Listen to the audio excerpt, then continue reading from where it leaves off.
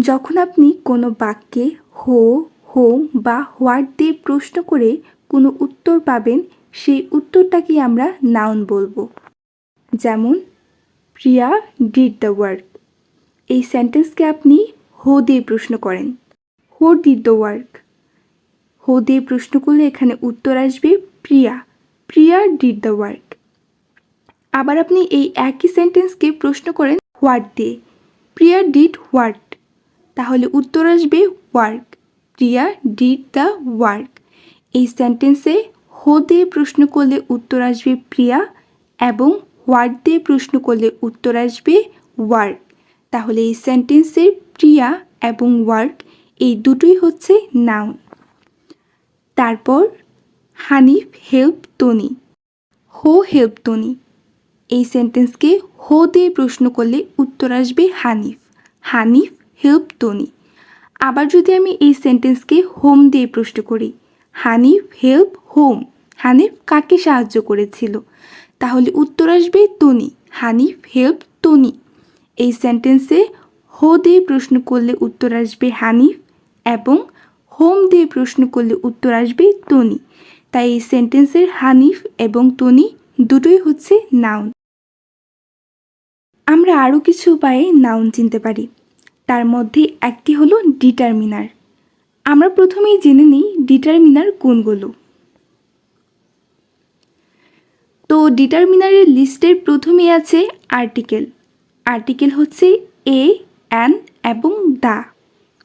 তারপর আছে ডেমনস্ট্রেটিভ। ডেমনস্ট্রেটিভের মধ্যে আছে দিস, দ্যাট, দিস, দোস।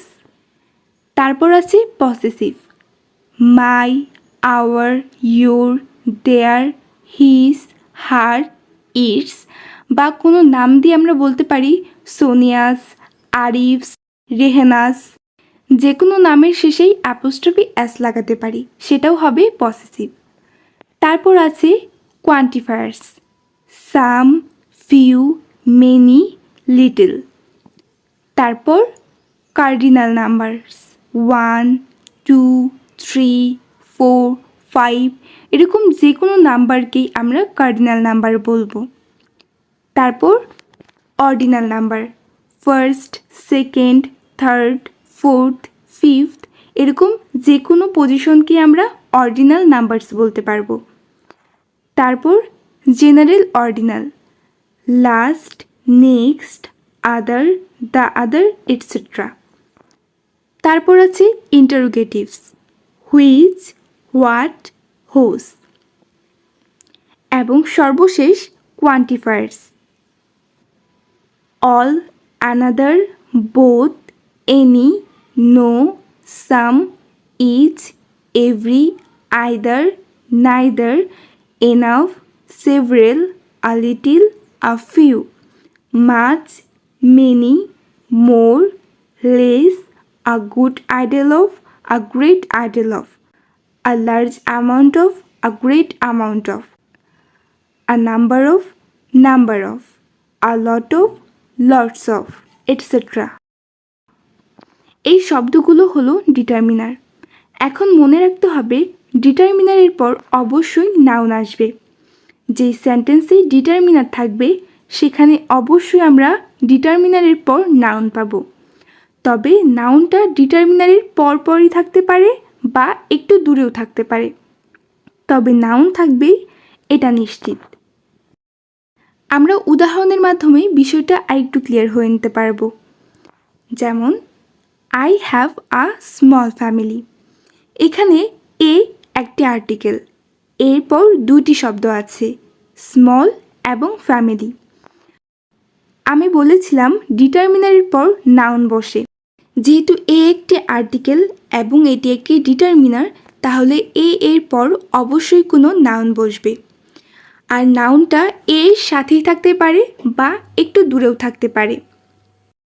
তাহলে এই সেন্টেন্সে স্মল আর ফ্যামিলি এই দুইটা ওয়ার্ডের মধ্যে কোনো একটা নাউন। তো আমরা কিভাবে বুঝবো যে কোন ওয়ার্ডটা নাউন হবে? এর জন্য ট্রিক হলো যে ডিটারমিনারটা দেওয়া থাকবে সেই ডিটারমিনারের সাথে আমরা পরের শব্দগুলো বসিয়ে দেখব কোন শব্দটা সন্তোষজনক অর্থ দিচ্ছে। আমরা একবার এর সাথে স্মল বসাবো এবং আরেকবার এর সাথে ফ্যামিলি বসাবো এবং এই দুইটারই অর্থ দেখব। প্রথমে আছে এ স্মল, এটার অর্থ একটি ছোট। তারপর আছে এ ফ্যামিলি, এটার অর্থ একটি পরিবার। আপনারা নিজেরাই পার্থক্যটা দেখুন, a small R A family, একটি ছোট আর একটি পরিবার, কোনটি বেশি গ্রহণযোগ্য? অবশ্যই এখানে একটি পরিবার বেশি মানানসই শব্দ, কারণ এ স্মল বা একটি ছোট বলতে আসলে কোনো কিছু হয় না, তবে আ ফ্যামিলি বা একটি পরিবার একটি পূর্ণ অর্থ বহন করে। তাহলে এই সেন্টেন্সে ডিটারমিনারটা স্মলের জন্য বসেনি, বসেছে ফ্যামিলির জন্য। ফ্যামিলির জন্য যেহেতু ডিটারমিনার এসেছে, তাই এই সেন্টেন্সে ফ্যামিলি হচ্ছে একটি নাউন। আশা করি নাউন নির্ণয়ে ডিটারমিনার কিভাবে ব্যবহার করব সেটা আমরা বুঝতে পেরেছি। তারপর আমরা কিছু সেন্টেন্স দেখে নেব। Ratul is a Bangladeshi, Riya broke the glass, water is an important element of our environment, Rahat needs some money for buy some new books। প্রথম সেন্টেন্সে রাতুল ইজ আ বাংলাদেশি, এই সেন্টেন্সে এ একটি ডিটারমিনার এবং বাংলাদেশি একটি নাউন, কারণ বাংলাদেশি শব্দটার আগে এ ডিটারমিনার আছে। তারপর রিয়া ব্রোক দ্য গ্লাস, এই সেন্টেন্সে দ্য একটি ডিটারমিনার এবং দ্য-এর পর শুধু গ্লাসই আছে।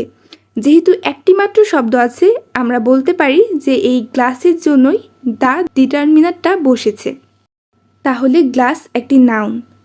তারপর water is an important element of our environment, এই সেন্টেন্সে অ্যানের পর আমরা দুটি শব্দ দেখতে পাচ্ছি, ইম্পর্ট্যান্ট এবং এলিমেন্ট। তো অ্যান ইম্পর্ট্যান্ট একটি গুরুত্বপূর্ণ, আর অ্যান এলিমেন্ট বা একটি উপাদান, একটি গুরুত্বপূর্ণ একটি উপাদান। এই দুইটা শব্দের মধ্যে একটি উপাদান হচ্ছে বেশি অ্যাপ্রোপ্রিয়েট অর্থ, তাই অ্যানের পর এলিমেন্ট হচ্ছে একটি নাউন।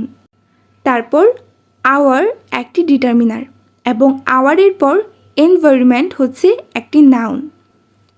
তারপর Rahat needs some money for buy some new books, এই সেন্টেন্সে রাহাত নিডস এর পর যে সাম আছে সেটি হচ্ছে একটি ডিটারমিনার এবং ডিটারমিনারের পর মানি ওয়ার্ডটা হচ্ছে এখানকার নাউন। তারপর ফর বাইয়ের পর আরেকটি সাম ডিটারমিনার আছে এবং সামের পর দুটি শব্দ আছে, নিউ বুকস। নিয়ম অনুযায়ী আমরা সামের সাথে দুটি শব্দেরই অর্থ নির্ণয় করব।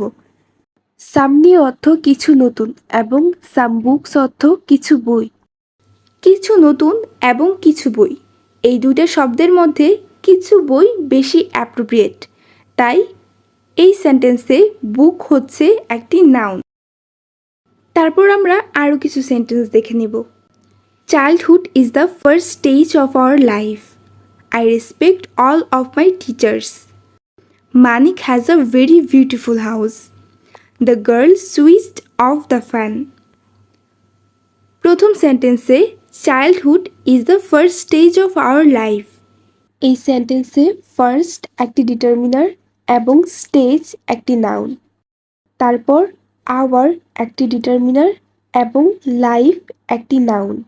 সেকেন্ড সেন্টেন্সে মাই একটি ডিটারমিনার এবং মায়ের পর টিচার্স হচ্ছে নাউন। তারপর Manik has a very beautiful house, এই সেন্টেন্সে এ হচ্ছে একটি ডিটারমিনার এবং এরপর তিনটি শব্দ আছে, ভেরি, বিউটিফুল, হাউস। তো আমরা তিনটির সাথেই একে বসিয়ে দেখি কোনটি বেশি অ্যাপ্রোপ্রিয়েট হয়। প্রথমে আছে আ ভেরি, মানে একটি খুব। তারপর আছে আ বিউটিফুল, অর্থ একটি সুন্দর। তারপর আছে আ হাউস, মানে একটি বাসা বা একটি বাড়ি। তাহলে একটি খুব, একটি সুন্দর আর একটি বাড়ি, এই তিনটি শব্দের মধ্যে একটি বাড়ি অর্থাৎ আ হাউস হচ্ছে সবচেয়ে বেশি অ্যাপ্রোপ্রিয়েট। তাহলে আমরা বলতে পারি এই ডিটারমিনারটা বসেছে এই হাউসের জন্য এবং হাউস হচ্ছে এই সেন্টেন্সের নাউন। তারপর আছে the girl switch off the fan. এই সেন্টেন্সে দ্য একটি ডিটারমিনার এবং দ্য এর পর ফ্যান হচ্ছে একটি নাউন।